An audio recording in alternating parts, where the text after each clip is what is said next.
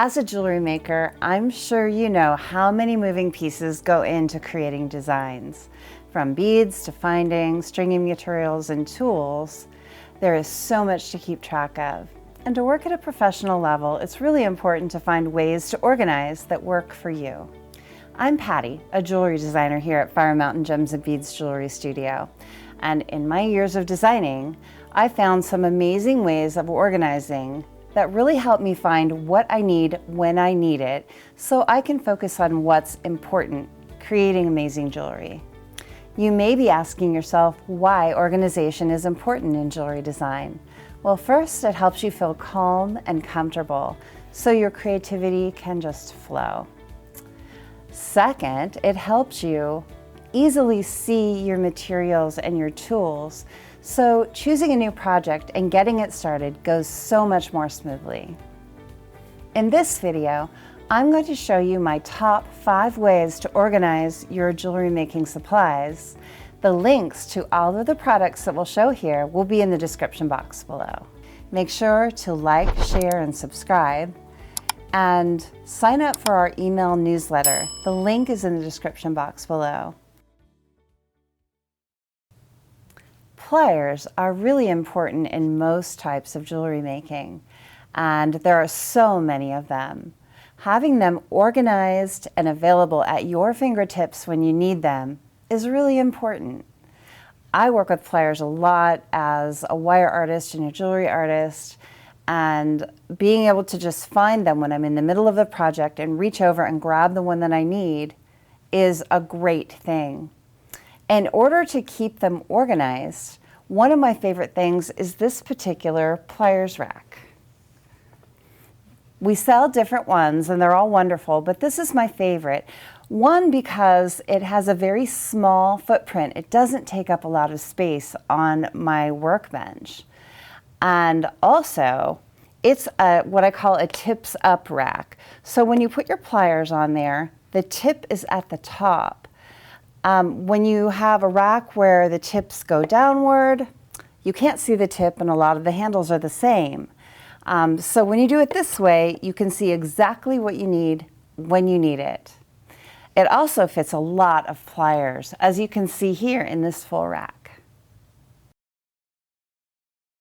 In jewelry making, there is the inherent issue of very many tiny objects that you have to store, keep track of, and be able to find when you need them. Now we're talking about jump rings, clasps, all the little findings, your little beads, things that are so important. One of my favorite ways to organize all those tiny bits and pieces is individual compartment containers. Let me show you a couple that we have available for you.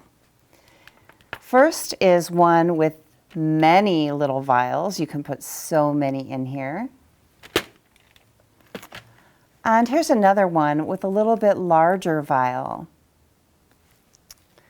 You can see what the vial looks like when it's out of the container. There's got a screw top lid and it's clear all the way through. This one is full right from my desk. You can see that I've labeled each one. You can write right on there with a permanent marker, or you can label it like I have with a little label. I put things like the SKU, so I know the right number to reorder that, the material, the size. You can even put the cost per unit on there if you need that later on in your pricing. And there are different ways to organize your materials. I've organized mine here by material, all copper in this one. You can see I have my jump rings and my crimping supplies all in one place, ready to go for a copper piece. Some people like to put all of their different jump rings in one container and not organized by material. It's really up to you.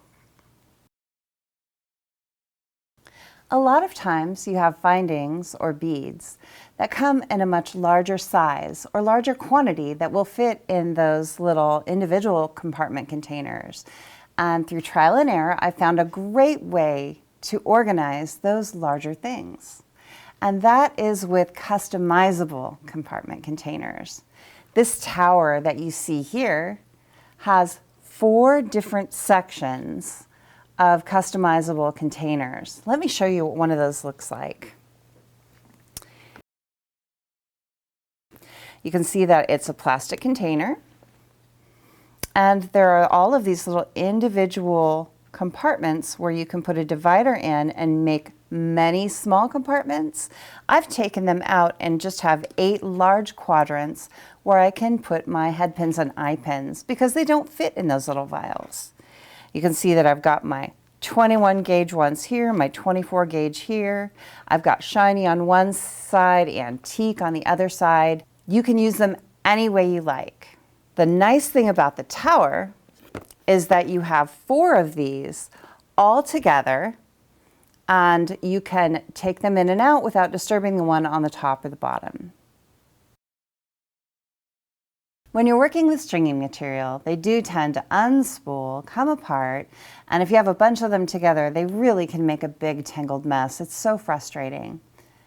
Also, when you're working with spools of wire, the wire can spring off, tangle up, bend, and become unusable. And there is one great solution for both of those problems, and that is a spool tamer. The spool tamer is an elastic band. It's adjustable. You can adjust it in or out for different sizes of spools. There's a little tab on the back, and there's a plastic piece with a little hole in it. The way that you use this is you put it around your spool and you thread the end of your material through that hole. And to unspool it when you need some, you just hold that tab and pull. This works great with things like AccuFlex, Fireline, cord, all kinds of different things. It works great with wire of smaller gauges. If it's too heavy a gauge, it won't quite work. But when you have something thin like this, it is a lifesaver. They also come in 2 different sizes. There's a thinner one if you have a very narrow spool, and there's a standard one for other spools. Labeling your jewelry materials is so important. You want to know the difference between the materials that you have. If you have a bag, you don't know if it's precious or plated, what size something is, what the SKU is for reordering, or maybe the cost for future pricing. So you can put a label on your bag, but the problem with putting a label on the bag is it can dry up and fall off. When you use this sort of bag, this is a Tite-Lip bag with a white block built into the bag. You can write directly on there with a regular ballpoint pen, and you'll know what's in the bag for the life of the bag. As well, Tite-Lip bags serve another purpose, and that is keeping your metals tarnish free. If you have something like this copper wire, a spool of sterling silver wire, maybe some plated findings, you can keep this in the special anti-tarnish bags, and they will retard the tarnishing process, which is fantastic. It really helps you avoid extra cleaning, and with plated items, if they tarnish, sometimes those can actually become ruined and unusable. Do you have other creative ways to organize your jewelry making supplies? If you do, please share them in the comments below. We would love to hear from you. And now that you've heard my top 5 ways of organizing your jewelry making supplies, I hope that really helps you in the future and makes jewelry making a breeze for you. Make sure to like, share, and subscribe, and sign up for our email newsletter. The link is in the description box below. We'll see you next time.